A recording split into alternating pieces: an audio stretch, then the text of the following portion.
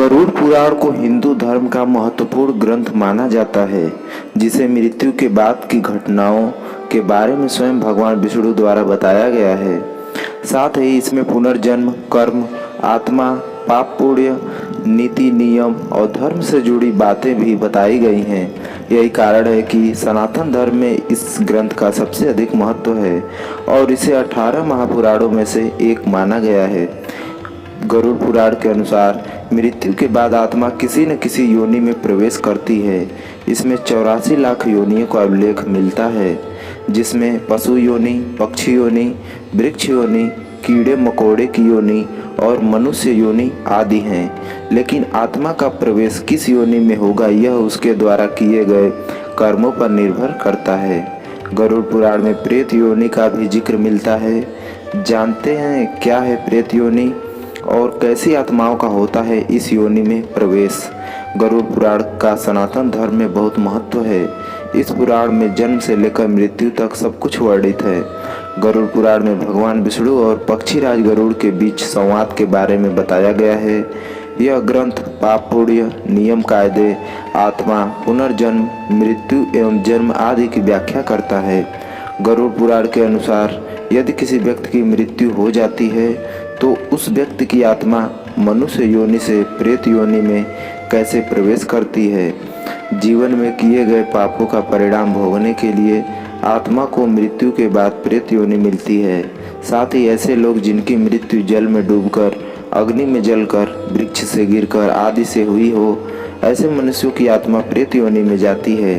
प्रेत योनि में प्रवेश कर इन मृत आत्माओं को वायु प्रधान शरीर मिलता है। जब किसी व्यक्ति की मृत्यु हो जाती है तो आत्मा उसके शरीर को छोड़ देती है। जब आत्मा शरीर छोड़ती है तो उसे भूख, प्यास, क्रोध, वासना और घृणा आदि का अनुभव होने लगता है। गरुड़ पुराण में कहा गया है कि इस ब्रह्मांड में कुल 84 लाख योनियां हैं। इनमें पशु योनि, वृक्ष योनि, कीट योनि और मनुष्य योनि आदि हैं। ऐसा माना जाता है कि मृत्यु के बाद व्यक्ति की आत्मा की मंजिल उसके कर्मों पर निर्भर करती है। गरुड़ पुराण के अनुसार बुरे कर्म वाले लोगों की आत्माएं मृत्यु लोक में भटकती रहती हैं। जब किसी व्यक्ति की मृत्यु आत्महत्या, हत्या या किसी दुर्घटना आदि के कारण होती है तो उस व्यक्ति की आत्मा स्वाभाविक रूप से शरीर नहीं छोड़ती है, तो आत्मा प्रेत योनि में चली जाती है।